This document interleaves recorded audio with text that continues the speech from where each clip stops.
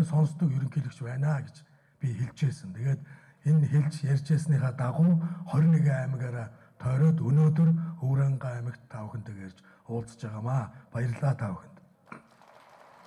Монгол улсын харьяанд байгаа офшорт байгаа бүх мөнгийг оруулж ирэх арга байна уу юм.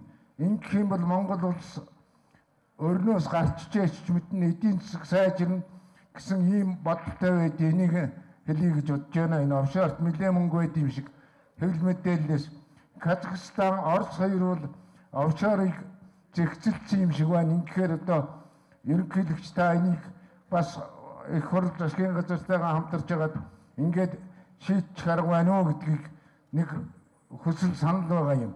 Монголын хүүхдүүдийн төлөө та санаа тавьж хүүхдийн мөнгийг одоо 100% одоо хүүхдэд нь олгоё гэж хэлсэнд чинь одоо арга түмэн их баярлаж байгаа шүү танд. За тэгээд энэ орон нутаг ер нь манай Монгол орон даяар энэ хуулийн хэрэгжилт байхгүй энэ хууль дүрмгүй одоо ер нь нэг хэцүү одоо үйл ажиллагаа одоо тэгээд одоо хуулийн захирагддаггүй юм босромог үйл явдал бол одоо газар аваад одоо үнэхээр дэндүү хэцүү болчлоо. Монгол улсын тусгаар тогтнол хил хязгаарын бүрэн бүтэн байдал, газар нутгийн бүрэн бүтэн байдал нэг л биш болоод байгаа юм шиг надад хувийн надад бодогдож явдаг юм аа. Өнөөдөр Монголд нэртэй Монголын том олигархууд ч гэдэг юм Монголын том эрх мэдэлтэй хүмүүсийн том компаниуд хятадын ажил хүчнийг маш ихээр оруулж ирж байна. Гэтэл Монголын залуучууд гадагшаа экспортод гарч байгаа адуу шиг мал шиг ингээд экспортлогж байгаа юм шиг гадны харийн оронд ажиллахаар ингэж явж байдаг. Энэ үгдийг нэг төрөөс нэг зөв бодлого барьж зохицуулж өгөө. Монголын тэр сайхан эрүүл чирэг биетэй ажилсаг бялдар сайтай залуучуудад ажлын байр болох тал дээр өнөөдрийн улс төрийн хүчнүүд юу ч хийхгүй байна.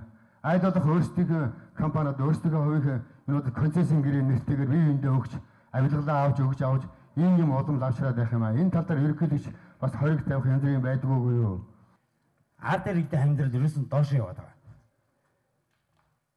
Дээгүүр болох тоонд төрийн ерөнхий сайд ирлээ ихтэй зэрэгэл аймгийн цагдаа нар тэр аяараа хөдлөл захыг тараах жишээ нь.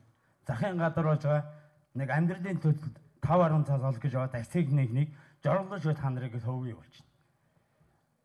Өнөөдөр талхны мөнгийг тэр хүмүүс амьдралын төлөө төсөж байгаа 8-ачд энэ таксиныхан төрөөс гуйж байгаа юм уу? Үгүй шүү дээ.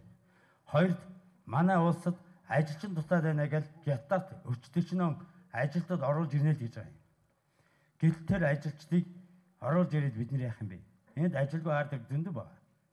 Улсын их хурлын гишүүний чуулганыг хараад сууж байхад хууль баталж байна. 76 гишүүн 76-уулан байгаад баталчих болдгүй юм. 56 стэйж гишүүн сууж гал тэрний 30% нь хуулийг баталж байна. Энэ Монгол улсын хууль болж чадах уу? Ард иргэдээс асууж байгаа юм ерөөсөн байхгүй. Хинч гарааг нь нийтлэх ёсгүй. Гараач байхгүй. Тэгэхээр хөдөлмөрөө оюун санаагаа